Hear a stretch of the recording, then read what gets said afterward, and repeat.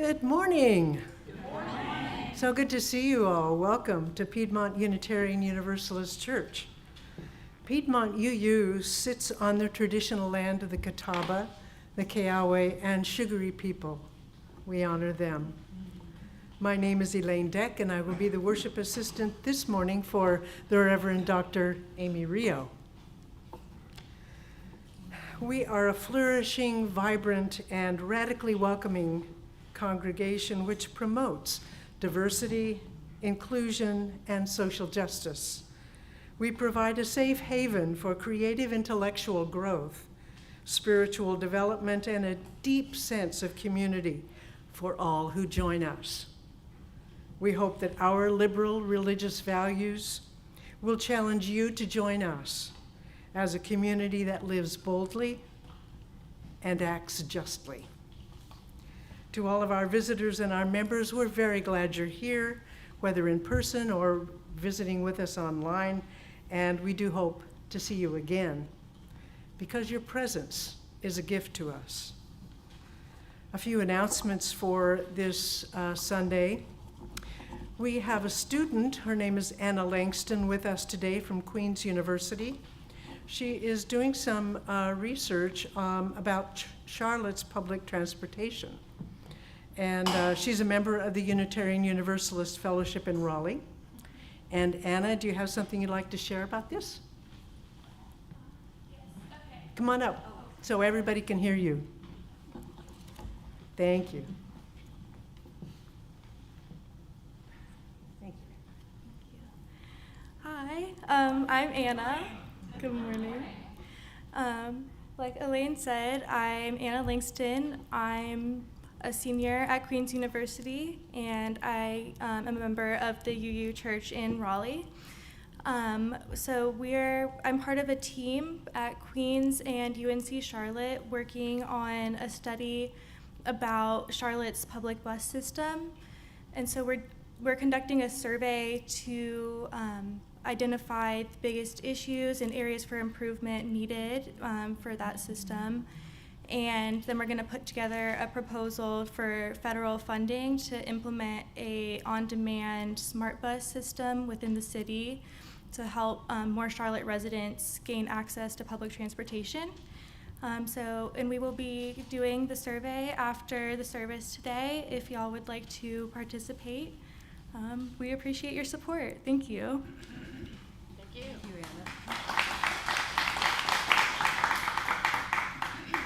What a great service to the community that'll be. And I hope you'll all stay afterwards and fill out the survey for Anna. I know it'll be a big help.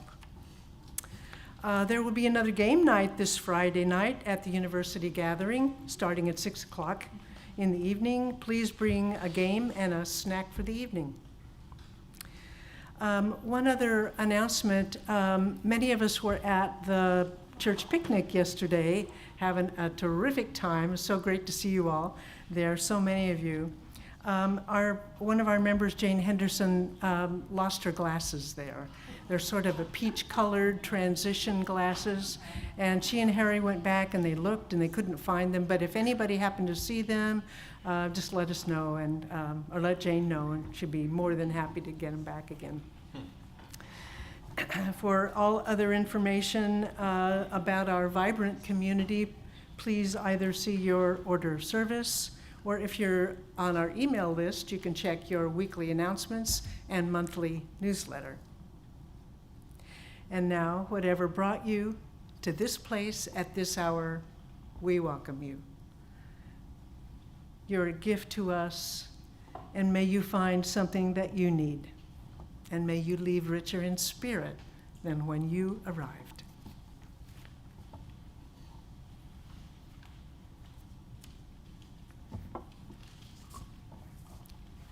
Forgot to get the reading glasses out, okay?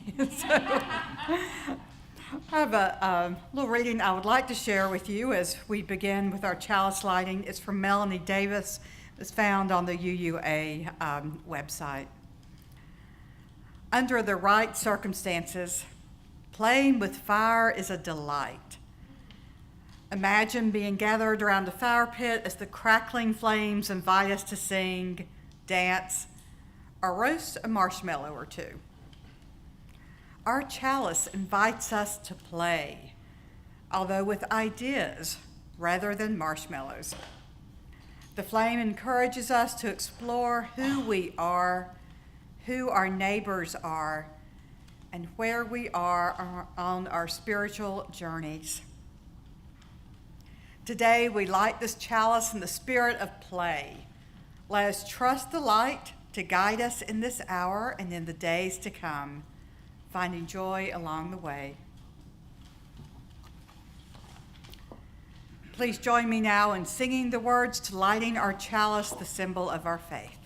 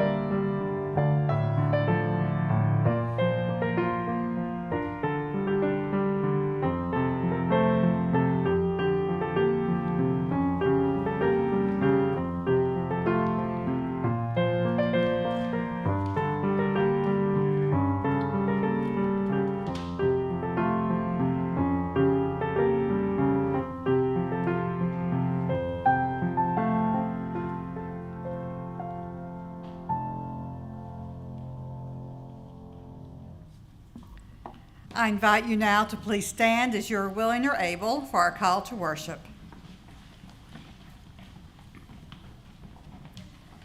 This morning, we gather together to worship as a community of all ages. Let's take a moment to look around at those of us sharing this sacred space. Let us recognize the hearts of our whole community, from our elders to our youngest and all the ages in between. Let us embody the beauty of this whole church community, especially when there are a few more wiggles, giggles, and chatter. Especially when it comes from the older people of our community, all right? So let us remember that playfulness is a compelling mode of worship that invites imagination and creativity and the blessing of laughter. Let us remind ourselves to listen carefully, calming our bodies and our minds. Know we are surrounded by the love of this community where all are welcome. Our first hymn is found in our gray hymnal, number 346, Come Sing a Song with Me.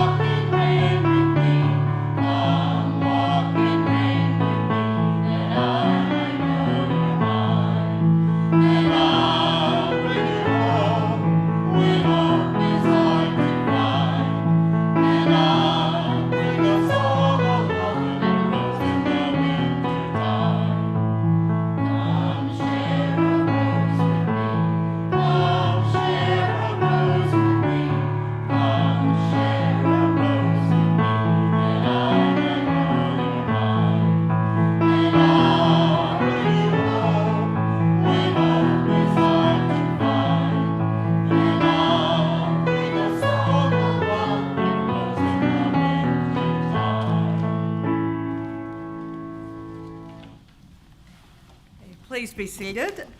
And I invite any of our young ones to come join me up front.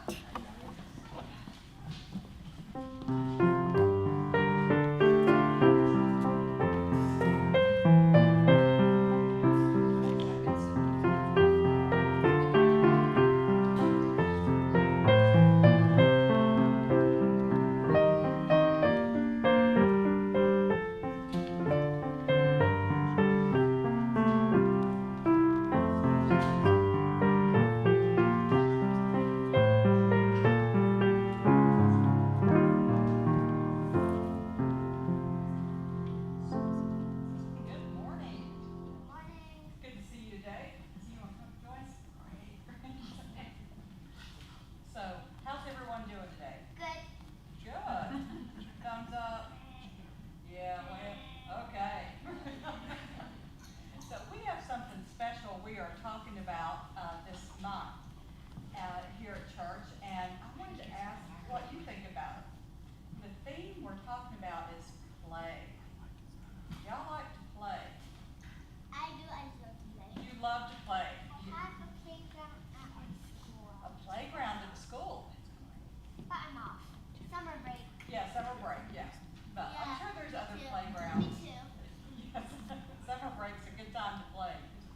What kind of things do you like to play, or ways do you like to play?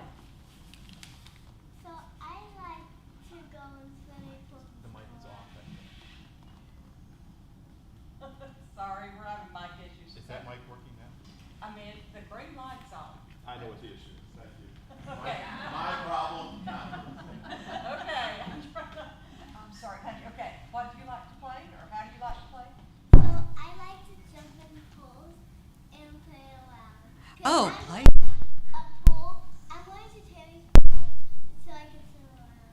Play in the swimming pool. That's great. So I think the mic's working also. All right. Let me give you another mic. Rich is going to give me another mic. So all of you watching virtually, we're getting there, okay? So tech issues are fun. So Amanda, what do you like to play?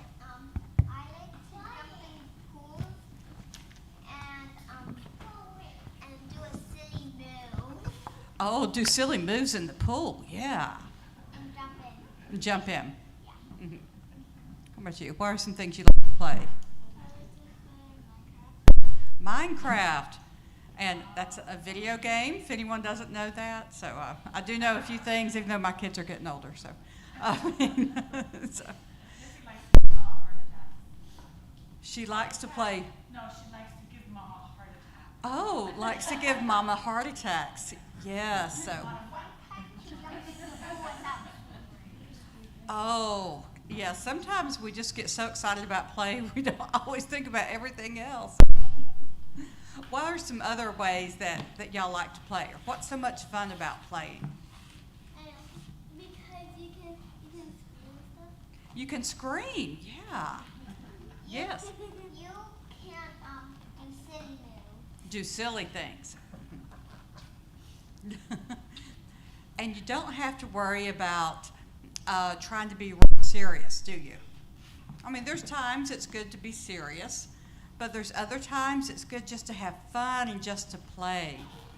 And what are some of the favorite things y'all like to do with your friends? Go in the pool. Go in the pool. We are on a pool theme today, yes. I like to dress up like my friend, and my friend dresses up like me. Oh, dressing up like each other. It would be a lot of fun. Some things you like to do with your friends besides Minecraft?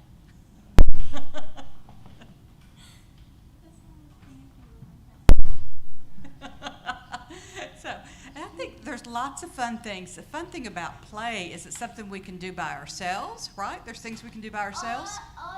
Something you can do with our friends or family. Yeah, absolutely. Things we can do with our friends or family, too.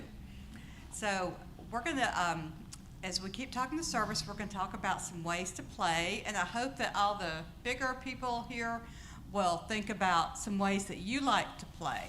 So why don't we just maybe take a moment, if anyone here has some favorite things you like to play. Pickleball. Oh, pickleball. Yeah, I should have known pickleball would come up. Yes. Yes, ma'am. I used to think that people use rackets and do pickles. Oh, you used to think they threw pickles with the pickleball. That does make sense. Yes, play with our cat or dog. I like to play with my pets. Yes, playing with our pets, so much fun. I got to play cornhole about 3 weeks. Playing cornhole, yes. Wingspan, yes. Board games. Cassette and I both like that particular board game a lot. So, I had someone at the early service who said that she liked to play by weeding.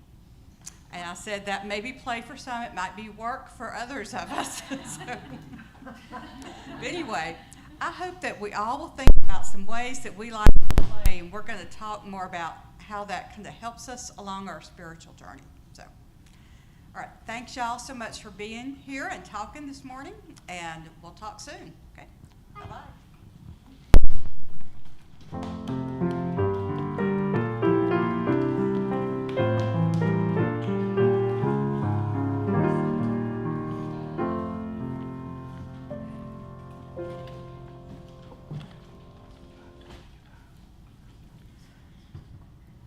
Right. We are now entering our time for ritual and sacred sharing, where we share our joys and our sorrows and our concerns and milestones.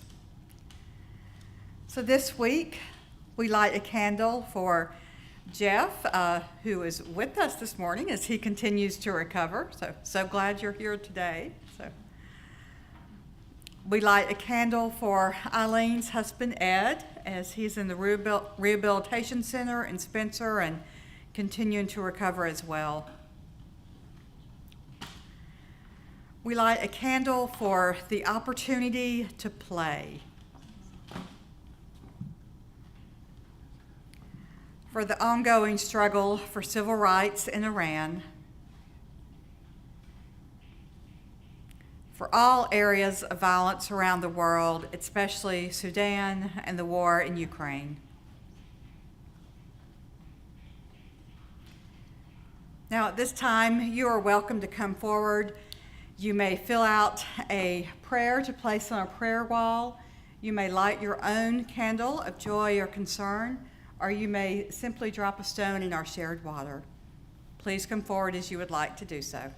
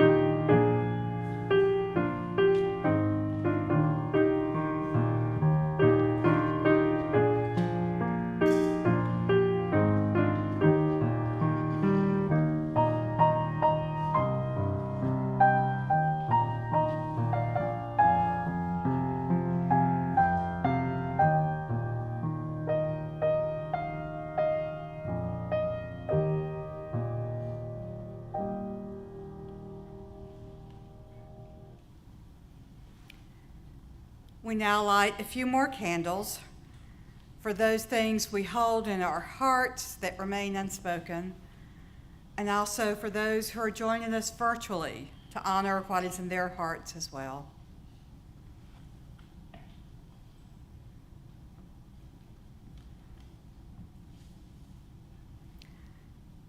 I invite us now into a time of quiet rest, meditation, or prayer. We will follow the sound of the singing bowl into a period of silence. And after that time of silence, Anne will lead us with a musical meditation.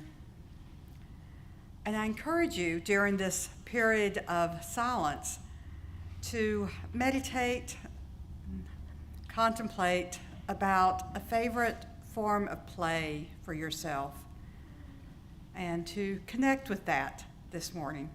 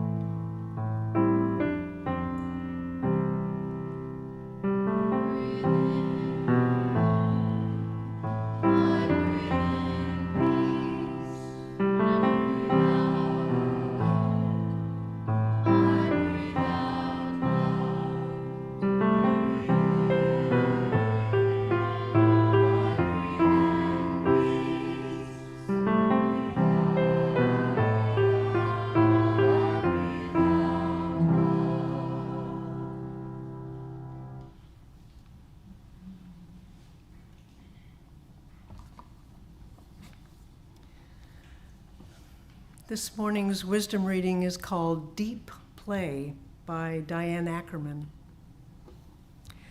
Why play at all?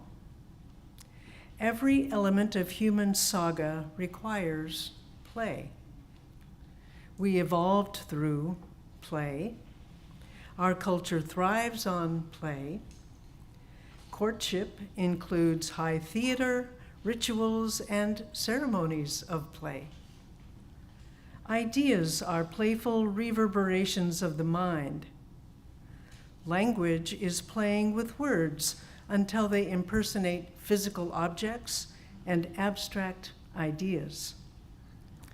It's so familiar to us, so deeply ingrained in the matrix of our childhood, that we take it for granted.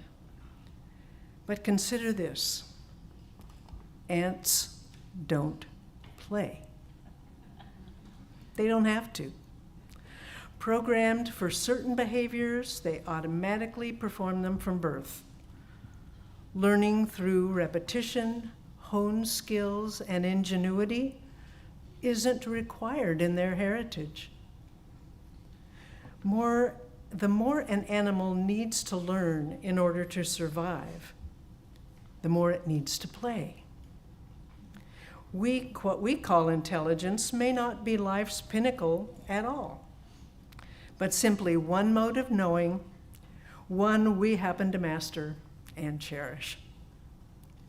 Play is widespread among animals because it invites problem solving, allowing a creature to test its limits and develop strategies. In a dangerous world where dramas change daily, survival belongs to the agile, not the idle. We may think of play as optional, a casual activity, but play is fundamental to evolution. Without play, humans and many other animals would perish. The world of play favors exuberance, license, abandon. In it, selves can be revived and revisited. Above all, play requires freedom. One chooses to play. Play's rules may be enforced, but play is not like other life's dramas. It happens inside an ordinary life, and it requires freedom.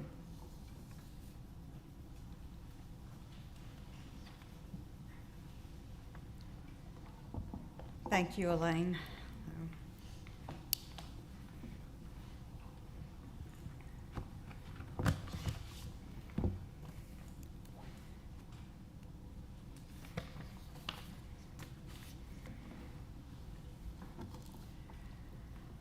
So 30 years ago, I was pregnant with my son, my first child. And I was one of those first-time moms who thought, you know, if I can just read enough stuff, I'm going to be prepared for this baby. You know, yeah. So, any of you remember the old classic, What to Expect When You're Expecting? You know, that wasn't that old when I read it. I read more books than I can possibly remember because I wanted to make certain I gave my child every opportunity to develop the best he could. Now, once Caleb was sitting up and interacting with things, I made certain we had educational toys available. And that was how they were labeled. You know, I would go to the store, here's the educational toys, right? And I would sit with him to interact and engage with the educational toys so that his little brain could grow and expand. Now, during that time in my life, I was working outside the home as a minister of a church, part-time, and I was Caleb's primary caregiver, and I was running a household, right? It all takes a lot of time.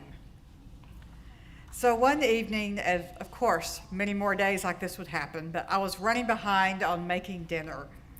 And of course, I read a lot of cookbooks at that time. I'd go to the library and check them out. This is before like the internet, back in the olden days, you know. And I would try to do good, nutritious, healthy meals that were good for the environment. I was, very serious. So it became time. I'm behind time on dinner, and I thought, well, I just have to leave Caleb to play with some toys on the floor while I cook dinner. And so he was sitting there on the floor, and I felt guilty because I just left him by himself. I mean, he's right beside me. I thought, a good mom, I would be interacting with him right now. Thankfully, I soon ran across an article that talked about newer research, again, this was 30 years ago, about how undirected play was healthy for babies. Over-involved parents who tried to make play productive or educational were actually hampering some essential development for children. Now, research is still coming out about this topic, and it's not just focused on babies or children or youth, but people of all ages. I remember as my children aged, research was beginning to show that not allowing children unstructured play was actually harming their development. Now, during the years I worked as a college chaplain, I saw so many young adults who arrived in college and were almost at a loss at times because so much of their life had been structured. Music and art lessons, tutors to be at the top academically, year-round sports teams. All these things are marketed so that children can have a leg up or get into the college of their choice or be successful. But what is truly successful? Now, I could preach a whole sermon about that, but we're going to do a little snippet here. Now, in this capitalist society we're living in, success is equated with money and power.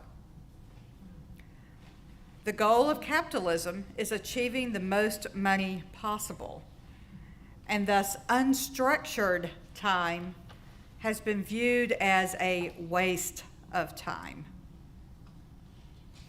It's a waste because it's not earning money or productive. In a society such as ours, productivity is always the goal, and it's seen as a virtue. We are told that we have to grow up, stop playing like a child, and use our time productively. And how does this harm our overall well-being? How does this harm our spiritual journey? As research has shown that child's play is one of the healthiest things they can do for total development, play is also one of the best things we can do for our own development, no matter our age. And so during this month, we are going to focus on a spirituality of play. How does play impact our spiritual journey and development?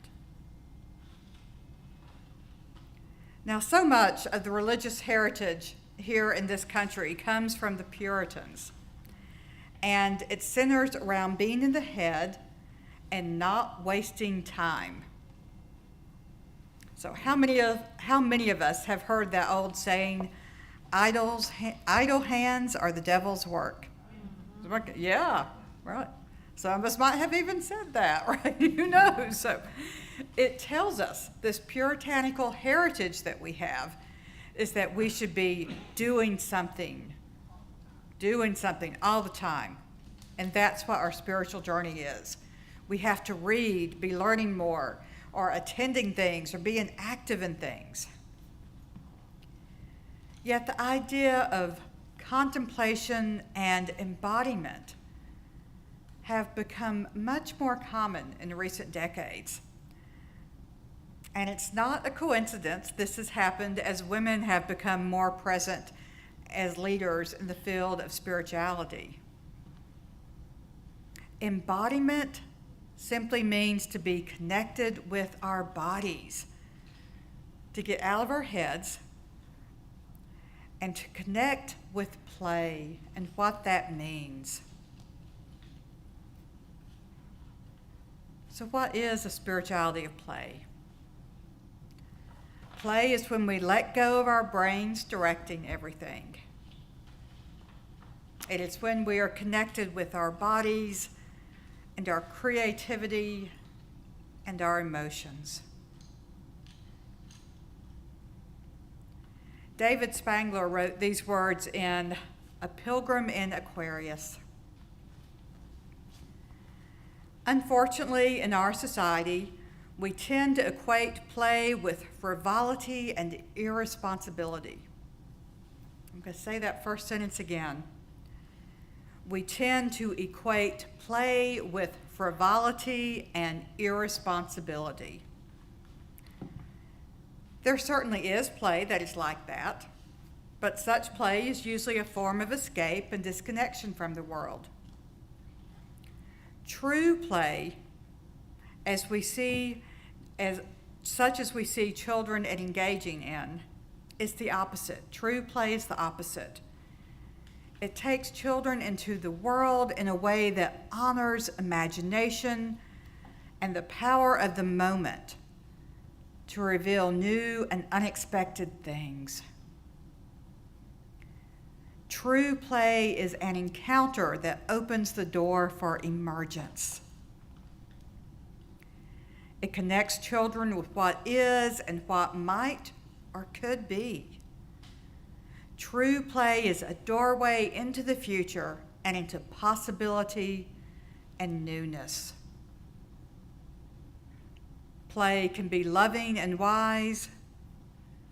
Indeed, love and wisdom are at heart playful.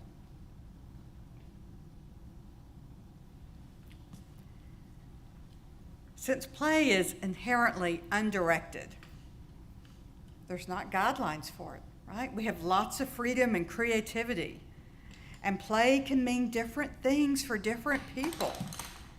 We think about how we might like to play, it may not be how someone else best connects with play. And some things we might like to kind of have played with years ago don't really connect with us now, or things that didn't connect years ago do connect now. The hallmark of true play is opening a door to authentic engagement with the Spirit. Opening a door to authentic engagement with the Spirit. Now I'm going to provide a couple examples of the spirituality of play and just see what might resonate with you this morning. It might be playing in the surf at the beach, splashing water, building sandcastles, feeling the sun on your skin. Perhaps dancing a labyrinth or dancing anywhere, letting your spirit guide the movement of your body. Creating or coloring a mandala, and it might look like someone who's 2 or 3 that did it, but that's okay. It's directed by spirit and not head or a sense of perfection. Creating a collage, letting one's spirit or body guide the images chosen, and then pondering with interest afterwards what those images and colors mean for you. Perhaps rocking in a rocking chair or swinging in a swing, enjoying the coolness of the day at the early morning or at the end of a day. Laughing with friends until you forget why you started laughing in the first place. Doodling a few words or images that connect with you just simply on some scrap of paper. Now, play resonates with different people in so many different ways, an infinite number of ways. I think we can think of children again, that kids like to play in a variety of ways, and it changes from day to day. So I want to encourage us this week to think of one way that we can play, and to do that. Just one way that we can open our soul to engagement with Spirit. Now, it might be something that you decide to do individually or with others. It might be something you've already been doing or something new that you might want to experience. And once you have that playtime, I encourage you to share that experience with others. At least one other person. I would love to hear some of your playtime opportunities. Share that with someone with our church community. Tell them what you did and what the experience was like. There's no better value in one sort of play than another. It all connects with us individually in such a diversity of ways. A time, an opportunity, a gift, an offering to open ourselves to Spirit. Today we give thanks for play. May it be so. Amen. Blessed be.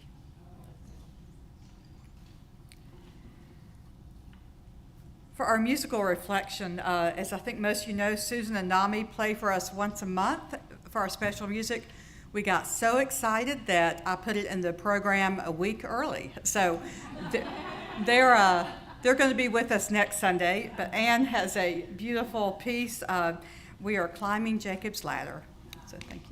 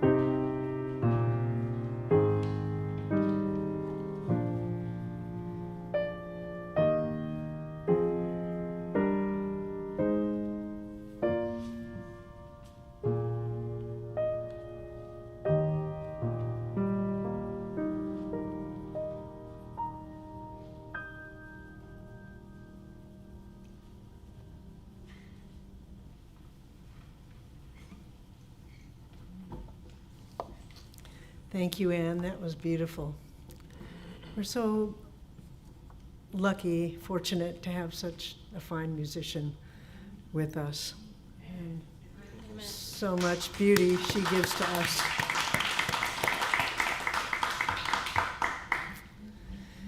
And now is a time for giving. So let there be an offering to sustain this place and strengthen us. This place which is sacred to so many of us. A community of memory and hope, for we are now the keepers of the dream. This month we're sharing our offering plate with N.C. Warren, W-A-R-N. N.C. Warren is a 35-year-old nonprofit organization tackling the accelerating crisis posed by climate change by building people power for a swift, North Carolina transition to clean power, and by promoting energy and climate justice. We ask that you place your gift in one of the baskets as they make their way around the room, or you may wait and drop it in one of the baskets as you exit our space. And of course, you're always welcome to give online at Piedmont, at puuc.org, or you can text PUUC at the number 73256. Today's offering will now gratefully be received.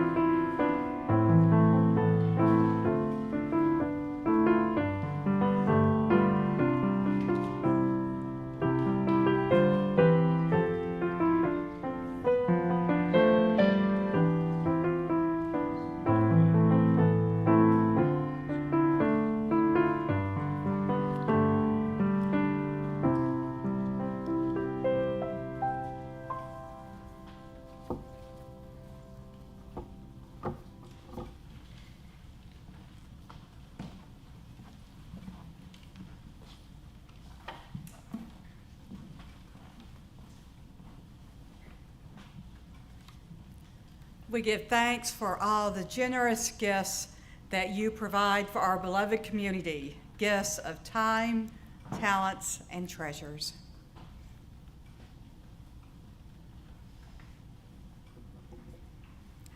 Let us now please stand as you are willing or able for our closing hymn found in our gray hymnal, number 354, We Laugh, We Cry.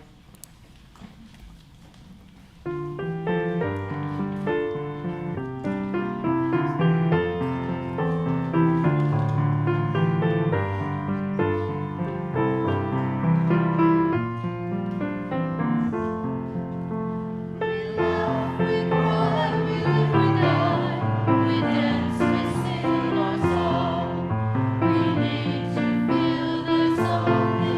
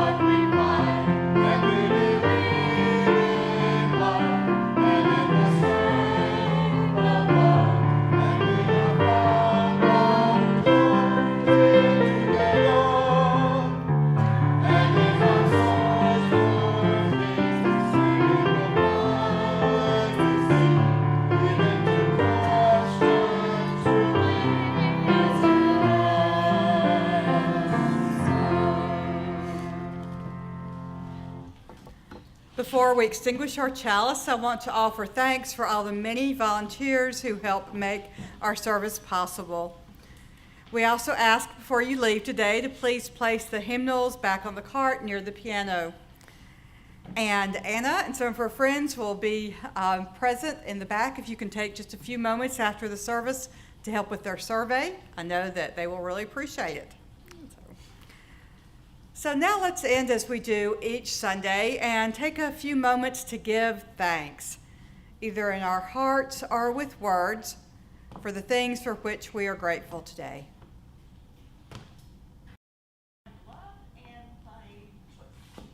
Family by blood and choice. Yes. The joy of song my Uncle Jim gave. The joy of song Uncle Jim gave. Having a job where I can create opportunities for people to play. Yes. Kat has a wonderful job to create opportunities for people to play. Yes. So places to play together. Places to play together. Karen's 71st birthday. All right. Karen's 71st birthday. On a sweltering July day that every girl and boy born in that week of July in Rochester, New York's mother never let them forget. Oh. So, yeah, Karen blessed her mother to be born in a very hot, sweltering day. So, yes. A quote to relate, you don't stop playing when you get old. You get old when you stop playing. Oh, a quote from Mel, you don't stop playing when you get old if you stop playing. Thankful for grandkids that remind you to play. Yes, thankful for grandkids and all sorts of children who remind us to play. Yes. Older children, when I was visiting my daughter in San Diego, we were at Torrey Pines in the Atlantic over Pacific Ocean. She did a somersault right in front of me. Yeah, older children. Yes, Gail, I have older children who remind me to play too and wear me out. Yeah. The opportunity to play Oh. music. Yes, play music and play at the church picnic. I'm grateful for 44 years of marriage and fun and play with my son. Oh, and happy anniversary to Neil and Robin, 44 years, play and fun, yes. We are grateful for all these things and so much more which we hold in our hearts this morning. And before we extinguish our chalice, receive this blessing. I invite you to go forth and play. We now extinguish our chalice, but we carry its light, its warmth, and its meaning with us until we meet again. May we go in peace, believe in peace, create peace, wherever we may wander. May it be so. Thank you.